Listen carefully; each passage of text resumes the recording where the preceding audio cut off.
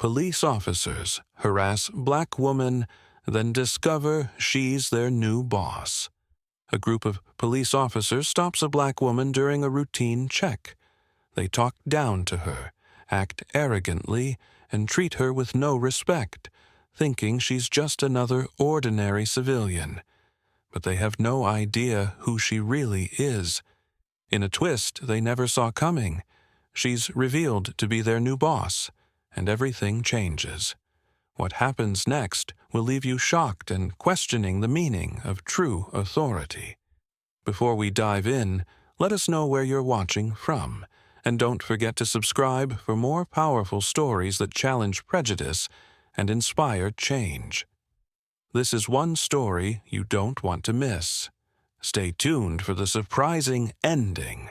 The blaring sound of a police siren cut through the calm suburban street as a patrol car sped up behind a sleek, black vehicle.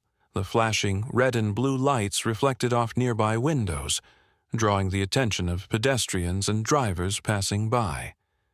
A sharp honk followed as the patrol car signaled for the driver of the black car to pull over. The driver obeyed immediately, bringing the vehicle to a smooth stop by the curb. The quiet street seemed to grow tense as the patrol car's doors swung open. 2 police officers stepped out, their boots crunching against the pavement. Their movements were deliberate, confident, and tinged with arrogance. One adjusted his belt, his hand resting near his holstered weapon, while the other smirked slightly as they approached the driver's side window. They exchanged a knowing glance, as if they had already made up their minds about the person inside. Behind the wheel, the driver lowered her window, revealing a composed black woman with an air of quiet confidence. Her hands rested lightly on the steering wheel, her expression calm despite the situation. She was dressed professionally, her posture straight and self-assured. This wasn't her first time in a situation like this, and she knew exactly how to handle herself. "License and registration," the taller officer barked, leaning slightly toward the window. His tone was sharp, carrying the weight of authority he had grown accustomed to wielding without question. "Of course," she replied evenly, reaching into the glove compartment to retrieve her documents. Her movements were measured and deliberate, a habit formed over years of experience with interactions like this. She handed the papers to the officer, meeting his gaze with calm composure. The officer barely glanced at the documents before passing them to his partner, who smirked as he inspected them. "What brings you to this neighborhood?" the taller one asked, folding his arms across his chest. His tone was less a question and more an accusation, as though her presence here was inherently suspicious. "I'm passing through," she said simply, her voice steady. The second officer let out a quiet chuckle as he handed her license back. "Nice car," he said, his tone dripping with sarcasm. "Doesn't seem like something you'd drive." The woman's eyes flickered briefly, but her expression remained neutral. "Is there a problem with my car?" she asked, her voice calm but pointed. The taller officer leaned closer, his smirk widening. "We've had reports of suspicious activity in the area," he said vaguely. "Just doing our job, ma'am." "I see," she said, tilting her head slightly. "And do I fit the description of who you're looking for?" His smirk faltered for a moment before returning, stronger than before. "We're not here to argue," he said dismissively. "Just answer the questions, and we'll let you be on your way." The second officer chimed in, his tone mockingly polite. "That is, if everything checks out." The tension in the air grew thicker as their words hung in the silence. A few pedestrians slowed their steps, their eyes darting toward the scene. A man walking his dog glanced over briefly before hurrying along, his discomfort evident. Inside a parked car nearby, a young woman picked up her phone, pretending to scroll but discreetly recording the interaction. The woman in the black car didn't miss a beat. "I've given you everything you asked for," she said calmly. "Am I being detained for something, or can I leave?" The taller officer's expression hardened.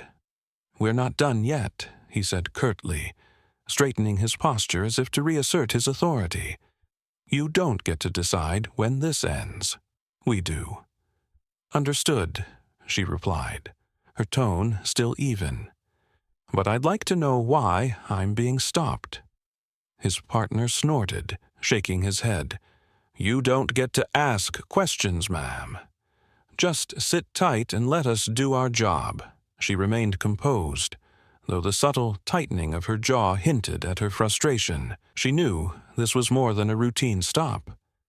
Their dismissive tone, the baseless questions, the way they avoided giving clear answers, it was all too familiar, yet she refused to let them see her anger.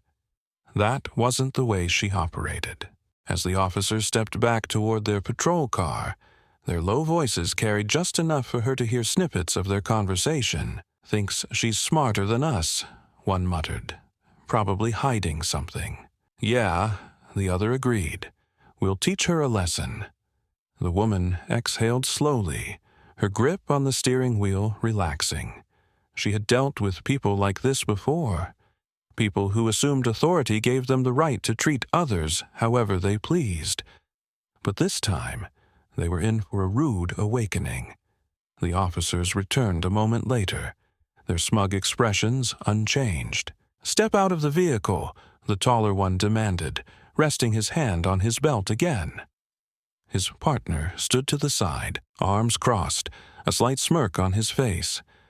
The woman arched a brow, her calm demeanor unwavering. "Is there a reason I need to step out of the car?" she asked.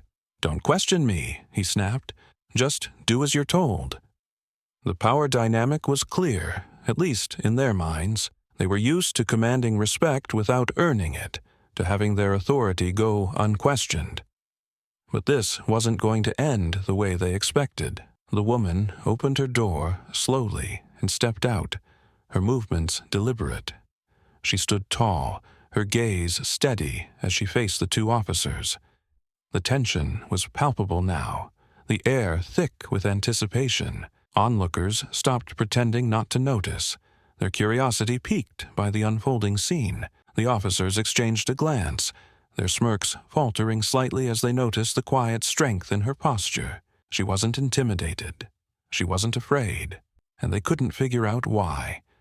The stage was set. On one side were two officers, blinded by their arrogance, convinced they held all the power. On the other was a woman whose quiet resilience would soon flip the narrative entirely, leaving them stunned and speechless. The taller officer's tone turned sharp as he gestured for the woman to step aside, motioning toward the sidewalk. The other officer stood back, arms crossed, his smirk growing as the scene unfolded. "You were driving too slow through this area," the taller officer said, his voice laced with impatience. "That's reason enough to stop you. Now, step away from the car." The woman remained calm, her composed demeanor never faltering. "Driving too slow," she repeated, tilting her head slightly. "I wasn't aware that was against the law, unless I was obstructing traffic, which I wasn't. Is there another reason for this stop?" Her steady tone seemed to irritate the officer further. "Listen, we don't need you questioning how we do our job," he snapped. "Just answer the questions, cooperate, and we won't have a problem." The second officer chimed in, his voice dripping with sarcasm. "Maybe she doesn't understand how these things work," he said to his partner, loud enough for her to hear. "You know how some people get." The implication in his words hung heavy in the air, and a few bystanders who had gathered nearby exchanged uncomfortable glances. A woman walking her dog paused briefly, her brow furrowed as she watched the interaction. A man sitting in a parked car nearby leaned forward, his phone subtly raised as he began recording.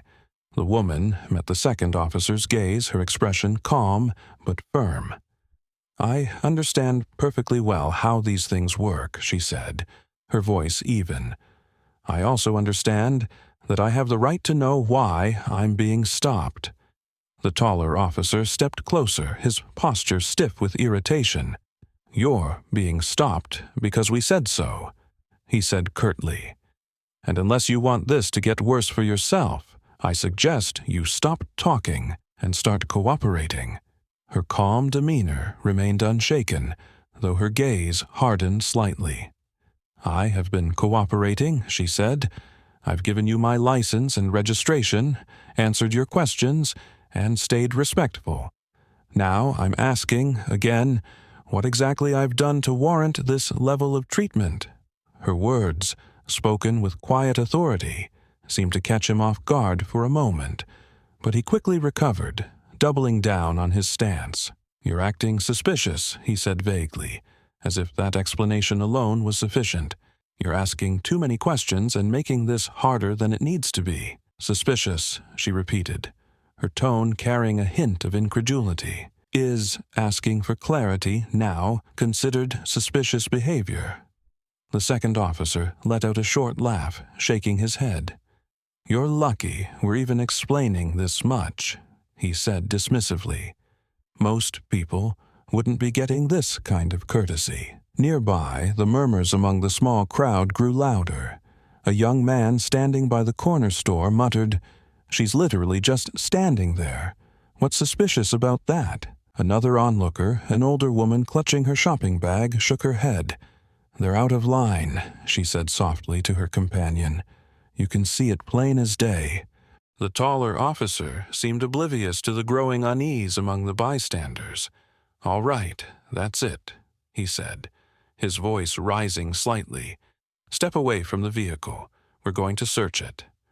The woman's gaze sharpened. "Search it?" she asked. "On what grounds?" "You're giving us reason to believe you might be hiding something," he replied, his tone defensive. "So, step aside and let us do our job." She took a slow breath, her composure unbroken. "With all due respect," she said firmly, "you don't have the right to search my vehicle without probable cause. If you believe I've committed a crime, then say so. Otherwise, I'd like to know why this is escalating." Her calm but assertive words only seemed to frustrate him further. "We don't need to explain ourselves to you," he snapped. "We're the ones in charge here, not you." The second officer smirked again, his arms still crossed. "Maybe we should bring her in," he said casually. "Let her figure it out at the station." The taller officer nodded, his expression hardening. "That's not a bad idea," he said, his voice dripping with condescension. "You've got one last chance, ma'am.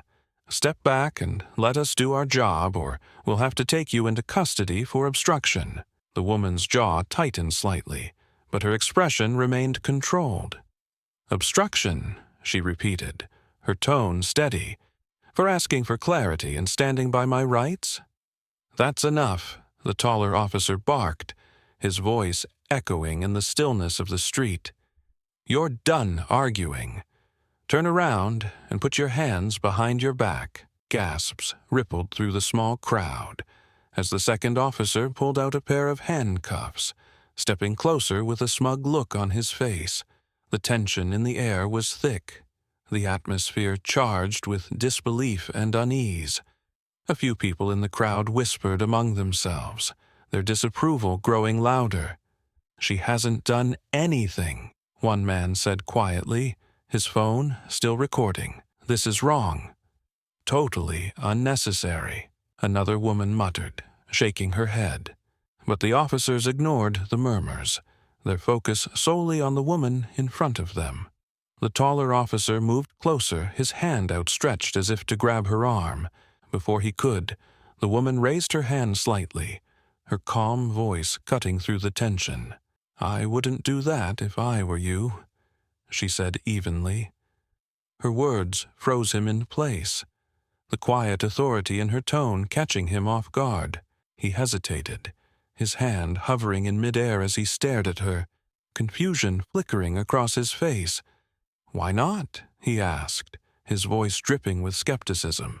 Her expression remained calm, but there was a subtle shift in her demeanor, an unspoken confidence that seemed to command attention. Because, she said softly, you're about to make a mistake that you can't undo. The taller officer narrowed his eyes, his posture stiffening. Is that supposed to scare me? He asked mockingly. It's not a threat, she replied, her tone calm but firm. It's advice.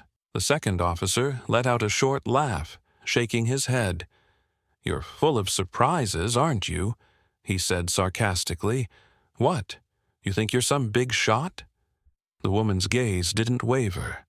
I don't think, she said simply. I know.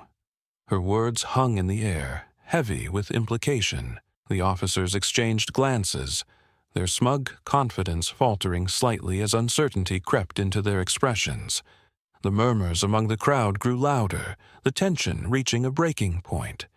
The woman stood tall, her composed demeanor unshaken, despite the escalating situation. She wasn't just standing her ground. She was setting the stage for a revelation that would leave the officers speechless and the bystanders in awe. The taller officer's hand hovered near his belt as he stepped closer, his frustration evident. The woman stood firm, her calm gaze steady, despite the tension in the air. The crowd around them grew larger, the whispers of disapproval becoming more audible. You're really pushing your luck, the officer said, his voice sharp and condescending. We've given you plenty of chances to cooperate, but you just don't seem to get it. I understand perfectly, the woman replied, her tone unwavering. What I don't understand is why you're continuing to escalate this situation without any justification. The second officer smirked, leaning slightly toward his partner. She thinks she's smarter than us, he muttered, just loud enough for her to hear. Maybe we should show her what happens when you mess with the law. Smarter than you? She asked, her voice calm but pointed. No, I don't think that. But I do expect professionalism, and so far I haven't seen any. The crowd stirred, murmurs rippling through the onlookers. A woman standing nearby whispered to her friend, She's handling this better than I would. They're being so disrespectful. The taller officer's patience wore thin. He straightened his posture, towering over her. You're done arguing, he said harshly. Turn around and put your hands behind your back. We're taking you in for obstruction. For asking questions and asserting my rights, she asked, her voice even but firm. That's what you call obstruction? The officer scoffed, his face reddening with frustration. I call it not knowing when to stop, he snapped. You think you can talk your way out of this? Not going to happen. The second officer stepped forward, pulling out a pair of handcuffs. Time's up, he said smugly. Let's see if she's still so confident when she's sitting in a cell. The woman didn't flinch, her expression calm but resolute. If that's the path you want to take, go ahead, she said. But I assure you, you're going to regret it. Her words froze them momentarily, the quiet certainty in her voice unnerving them. The taller officer shook it off quickly, doubling down. Is that supposed to scare us? He asked mockingly. You think you're untouchable or something? I don't think, she replied, her gaze steady. I know. The second officer rolled his eyes, shaking his head. Here we go again, he muttered. You've got quite the attitude for someone in your position. And what position would that be? She asked, tilting her head slightly. A citizen asking for respect? Or is that too much for you to handle? The murmurs in the crowd grew louder, the bystanders clearly siding with the woman. A young man recording the interaction muttered, She's right. They're out of line. The taller officer turned briefly toward the crowd, his frustration evident. This is official police business, he barked. Mind your own. You mean police harassment? Someone from the crowd called out, earning a few nods of agreement. The woman used the brief distraction to take a slow breath, steadying herself. When the officer turned back to her, she spoke again, her voice calm but firm. "This isn't just about me," she said. "It's about the way you treat people. Your arrogance, your bias. It's unacceptable." The taller officer's eyes narrowed, his frustration boiling over. "You don't get to lecture us," he snapped. "We're in charge here." "And that's the problem," she said evenly. "You think being in charge means you can treat people however you want. But authority doesn't mean superiority. It means responsibility. And you've failed to meet that responsibility today."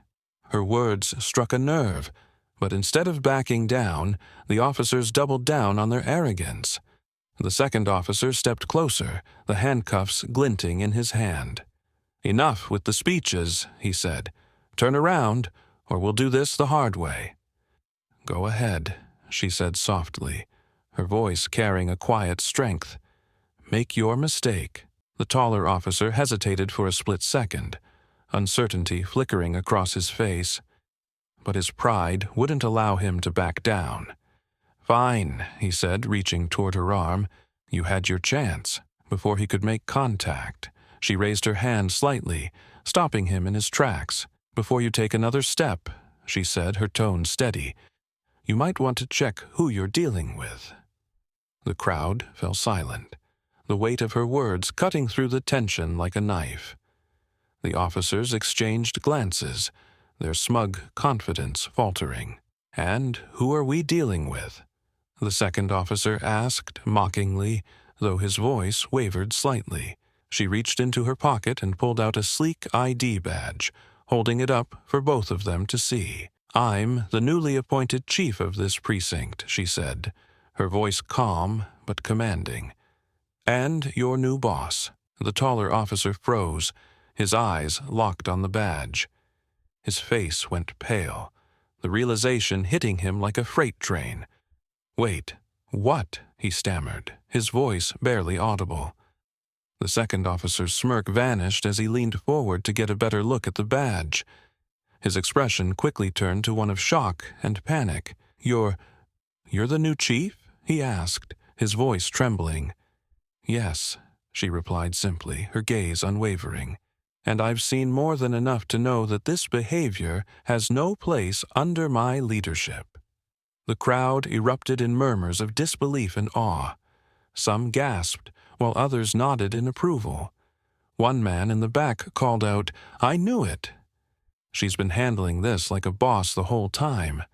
The taller officer took a step back, his hand falling away from his belt. We didn't know," he stammered, his arrogance replaced by desperation. "You didn't know because you didn't care to know," she said, her tone sharp but controlled. "You made assumptions based on nothing but your own prejudice. And now you'll face the consequences." The crowd began to clap, their support for the woman evident. The officers stood frozen, their confidence shattered as the reality of the situation sank in. The woman lowered her badge, her gaze steady. "This isn't over," she said quietly, her voice carrying the weight of authority. "But for now, I suggest you step back and think about your actions." Without waiting for a response, she turned and walked toward her car, leaving the officers standing in stunned silence. The crowd parted to let her pass, their murmurs of admiration and approval following her as she got into her vehicle. The tables had turned, and the officers knew they had just made the biggest mistake of their careers. The stunned silence was deafening as the woman stepped back toward her car, leaving the officers frozen in place.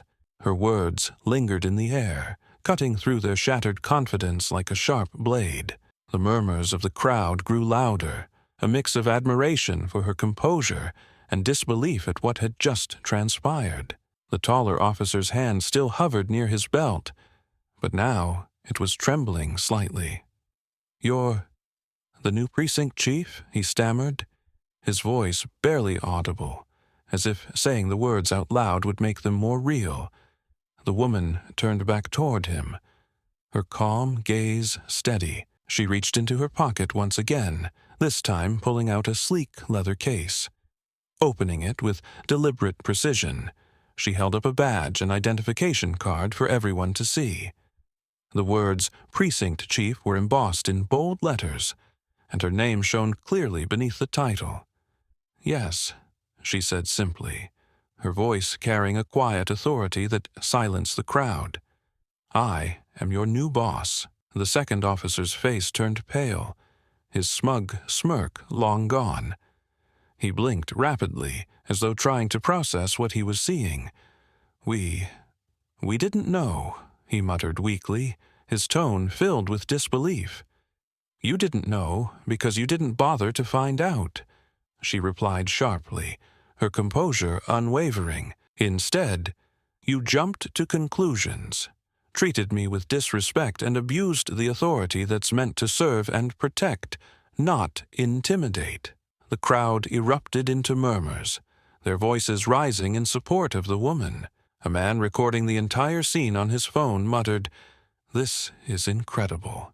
She handled them perfectly." A young woman standing nearby nodded, whispering to her friend, "She's not just strong, she's brilliant. Look at how calm she's been this whole time." The taller officer's face turned red as embarrassment and panic overtook him. We didn't mean to," he stammered, his voice faltering.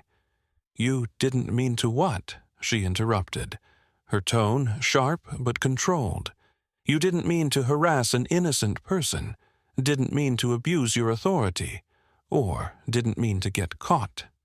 The second officer took a step back, his hands clenching and unclenching as he struggled to respond. "We were just doing our job," he said weakly, though even he didn't sound convinced by his own words. "No," she said firmly, her voice cutting through the tension. "Your job is to uphold the law, treat people with respect, and protect this community. What you've done today is the opposite of that." Her words struck like a hammer, and the taller officer lowered his gaze, unable to meet her eyes. The second officer shifted uncomfortably, his arrogance replaced by visible regret. She paused for a moment, letting the weight of her words sink in. "I've spent my entire career working to ensure accountability in law enforcement," she said, her voice steady, but filled with conviction, "because I've seen firsthand how unchecked power and bias can destroy trust between officers and the communities they serve." The crowd listened intently, their respect for her growing with every word. An older woman holding a shopping bag muttered, "She's not just a leader, she's a role model." "I've worked hard to get where I am," the woman continued, her gaze sweeping over the two officers, "and I refuse to let anyone, including those under my command, undermine the integrity of this profession." The taller officer swallowed hard, his face a mix of shame and fear. "We didn't mean to disrespect you," he said quietly, his voice trembling. "It was a misunderstanding." "A misunderstanding," she repeated, her tone cold. What part of this was a misunderstanding? The fabricated reason for the stop? The condescending remarks? Or the threats to detain me without cause? He had no response, his head hanging low as her words hit home. The second officer looked equally defeated, his earlier confidence now replaced by visible unease. Turning toward the crowd, she addressed the onlookers who had gathered. "This isn't just about me," she said, her voice rising slightly. "This is about ensuring that no one, no matter their background or appearance, is treated the way I was today." The crowd erupted into applause, their admiration for her evident. One man called out, "Thank you for standing up to them," while another shouted, "We need more leaders like you." The officers shifted uncomfortably as the crowd's approval turned into judgmental glares aimed in their direction. The taller officer muttered something under his breath, but it was drowned out by the murmurs of discontent from the onlookers. The woman returned her attention to the officers, her gaze steady. "You've embarrassed yourselves, this department and the very badge you wear," she said. "But this isn't over. There will be consequences for your actions." The second officer raised his hands slightly in a defensive gesture. "We'll do better," he said quickly, his voice filled with desperation. "We'll take responsibility." "You'll do more than that," she said, her tone sharp. "You'll face accountability, not just for today, but for every action that undermines the trust you're supposed to uphold." The taller officer nodded weakly, his earlier arrogance completely gone. "Understood, ma'am," he said quietly, his voice barely above a whisper. Without another word, she turned and walked back toward her car, the crowd parting to let her through. The applause followed her, a chorus of support and admiration that drowned out the officer's murmured apologies. As she got into her car, she glanced briefly in the rearview mirror, watching the officers stand awkwardly by their patrol car, their expressions filled with regret and embarrassment. She started the engine and drove away, leaving behind a scene that would not be forgotten by anyone who witnessed it. The tables had turned, and justice was about to be served, not just for her, but for everyone who believed in accountability, respect, and the true meaning of leadership.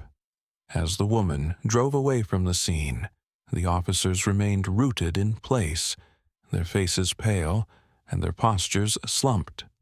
The weight of what had just happened pressed down on them like a heavy burden. Word of the incident spread quickly throughout the precinct, and by the time the woman arrived at her new office later that day, the fallout had already begun. The officers were summoned to an immediate internal review. Their behavior during the stop, coupled with the crowd's videos and testimonies, left little room for excuses. The department released a statement acknowledging the incident and promising swift action. Within days, the officers were suspended pending further investigation, and their reputations within the precinct were tarnished. For the first time, they faced real accountability for their actions. Meanwhile, the woman remained focused on the bigger picture. She didn't gloat or seek revenge. That wasn't her way. Instead, she used the moment to highlight the systemic issues that had allowed such behavior to persist. During her first press conference as precinct chief, she addressed the incident head-on, her tone calm yet resolute. "What happened to me is something that happens to countless individuals every day," she said, her voice carrying across the room. "The difference is, most of them don't have the platform or the authority to demand accountability. That's why it's my responsibility, not just as a leader, but as a person, to ensure that changes are made." Her words were met with applause, both in the room and online, where the video of her speech quickly went viral. People from all walks of life expressed their support, praising her grace and determination. "She's not just a boss, she's a role model," one commenter wrote. "We need more leaders like her who are willing to stand up for what's right." Another added, "This isn't just about one incident, it's about changing the whole system, and she's the perfect person to lead that charge." Back at the precinct, the atmosphere began to shift. The woman implemented mandatory training sessions on bias and accountability, ensuring that every officer understood the importance of respect and empathy in their interactions with the community. She encouraged open dialogue, creating a safe space where officers could discuss their biases and learn from one another. Her leadership style was firm but compassionate. She held people accountable for their actions, but also believed in second chances for those willing to learn and grow. The officers involved in the incident were required to complete extensive training and community service as part of their disciplinary process. While some might have viewed it as leniency, she saw it as an opportunity for them to reflect on their actions and become better officers. The community's reaction was overwhelmingly positive. Many residents, inspired by her actions, began engaging more with the precinct, attending town hall meetings and voicing their concerns. Trust, which had long been fractured, slowly began to rebuild. People felt heard, valued, and respected in a way they hadn't before. One young man who had recorded the incident on his phone spoke at one of the meetings. "That day changed how I see things," he said. "It made me realize that standing up for what's right isn't just about calling out the bad, it's about supporting the good. And she's the good." The woman's influence extended far beyond her precinct. Other departments began reaching out, seeking advice on how to implement similar changes. Her story was featured in national news outlets, where she continued to advocate for accountability and respect within law enforcement. "Authority is a responsibility, not a privilege," she said during an interview. "It's about serving the community, not controlling it. When we forget that, we lose the trust of the very people we're supposed to protect." The officers involved in the incident eventually returned to duty, but they were no longer the same. The experience had humbled them, forcing them to confront their own biases and rethink their approach to their work. They were quieter now, more thoughtful in their interactions with both colleagues and civilians. One day, the taller officer approached the woman in her office, his expression a mix of hesitation and remorse. "I just wanted to say I'm sorry," he said quietly. "Not just for what happened, but for the way I've been doing this job. I've got a lot to learn, and I want to do better." She looked at him for a long moment before nodding. "Acknowledging the problem is the first step," she said. "The next step is making sure it doesn't happen again." Her words carried no malice, only sincerity. She believed in the power of change, even for those who had wronged her. It was a lesson she had learned through her own journey, a lesson she now passed on to others. The ripple effect of her leadership continued to grow, touching the lives of countless people both inside and outside the precinct. The community, once divided by mistrust, began to heal, united by a shared belief in the possibility of a better future. In her closing remarks at a community event weeks later, she summed up the broader lesson of her experience. Prejudice blinds us to each other's humanity, but respect and accountability can rebuild the bridges we've burned. It starts with each of us choosing to do better. Her words left the audience reflective and inspired, a reminder that change was possible, no matter how daunting the task. As she left the stage, the applause followed her, a testament to the impact she had made. The incident that had begun as an act of injustice had become a catalyst for transformation, and in the end, it was her grace, her resilience, and her unwavering commitment to justice that turned the tables and lit the path forward for everyone. The ripple effects of her leadership proved one undeniable truth: authority is earned through respect, not fear. Only through accountability and empathy can we create true justice. This story serves as a powerful reminder that standing up for what's right, even in the face of injustice, can inspire meaningful change. Now, it's your turn to reflect. Have you ever experienced or witnessed an abuse of authority? How did you respond? Share your thoughts in the comments below. Your voice matters, and your experiences can inspire others to take action and foster a culture of respect and understanding. If this story moved you, don't forget to like, share, and subscribe to our channel. For more impactful tales that challenge prejudice, celebrate resilience, and advocate for a better world. Together, we can amplify stories that inspire positive change and make a real difference. Thank you for watching and being part of this journey toward accountability and justice. See you in the next story, where we continue to uncover truths that challenge, inspire, and unite us all. Until then, remember, Respect is the foundation of leadership, and change begins with each of us.